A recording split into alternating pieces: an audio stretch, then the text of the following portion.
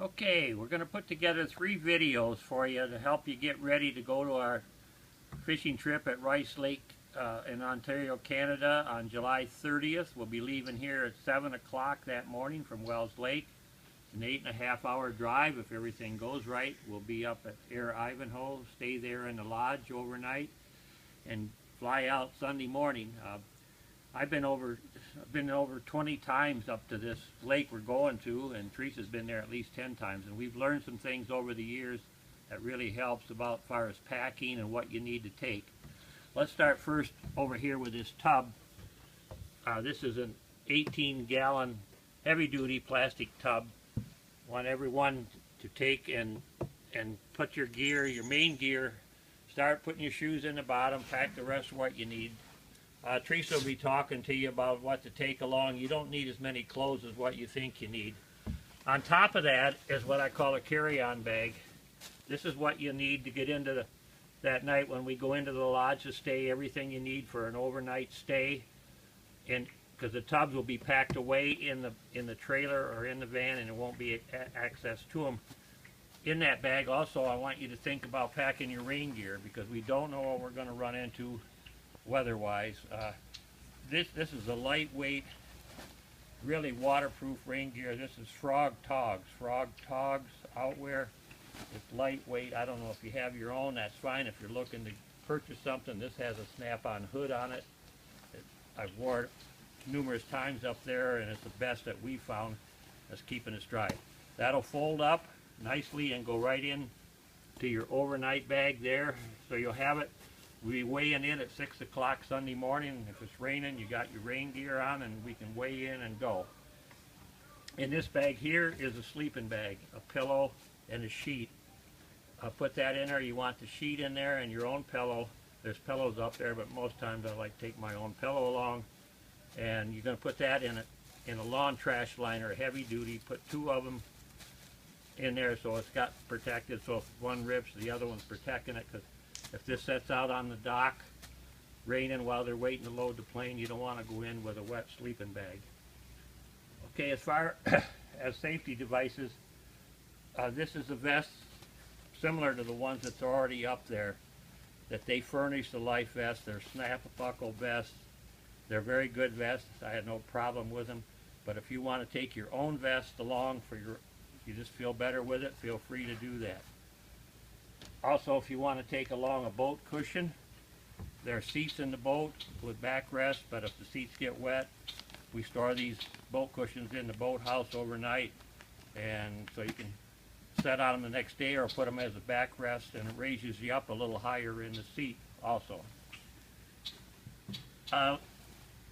Because we don't know what the weather's going to be, we're going the first week of August, and we've been there in the first week of August, and it was really, really hot. And Teresa says, I got to have a fan. So the next time we went, she's taking this fan along. Now, it's called a O2 Cool, 02 Cool by design.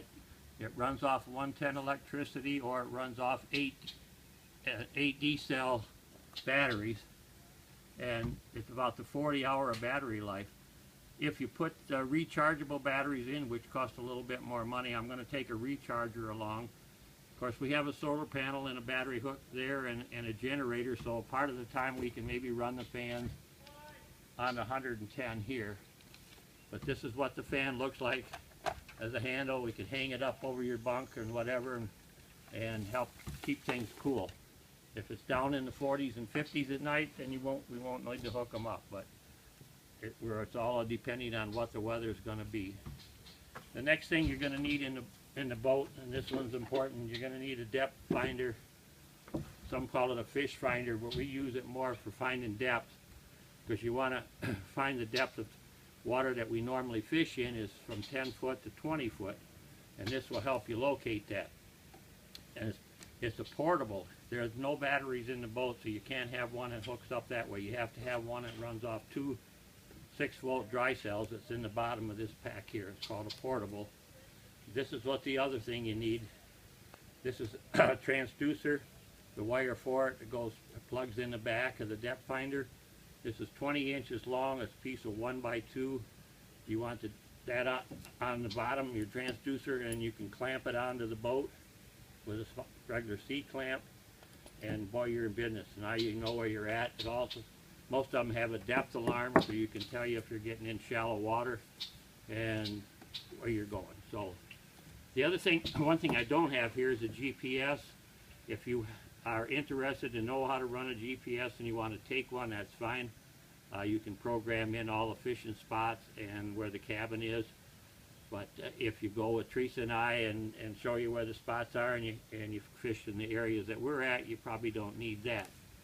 But what we also take is some handheld radios, and these are good for a couple of miles across the water. In case a boat breaks down or you find a hot fishing spot or something, you've got contact with the other boat. So we'll be taking them. If you have your own and you'd rather bring them because you know how to work them better, they all pretty much work as long as you put them on the same channel.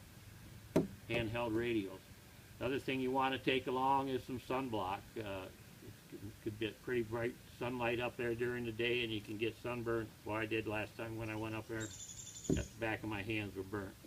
You want a good set of Polaroid glasses for both the person in the front of the boat and the one driving the boat, so you can see down in the water to see where the rocks are when you're driving up into shallow water.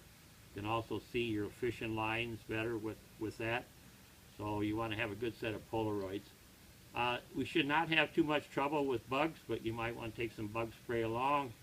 There will not be any black flies. They're gone that time of year. There won't be any mosquitoes out when we're fishing, but there may be some mosquitoes around the cabin. So you may want to have a little bug spray along. That's pretty much on this first video what I want to show you to get you started. The next video is going to be on rods and reels and line, and then the third one will be on the baits. And don't forget to take your good old Lucky fishing hat along and pack that in your gear. Okay.